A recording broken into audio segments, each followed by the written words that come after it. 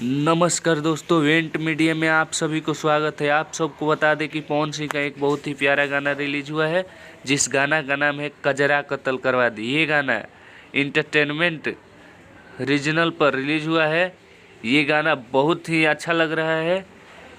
ये जो गाना है कजरा कत्ल करवा दी, ये हम है राही प्यार का फिल्म का है, जो कि पवन सिंह और होनी भी मिलकर दोनों गाए हैं। जिस गाना को म्यूजिक दिए हैं ओम झा, जिसे लिखे हैं यादव राज। तो ये गाना बहुत ही अच्छा लग रहा है, जिसका वीडियो भी बहुत प्यारा बना है और हाई लेवल का है, लेकिन वीडियो रिलीज नहीं हुआ है। ये गाना रिलीज हो चुका है, अभी बहुत हम सुने हैं तो बहुत अच्छा लग रहा है।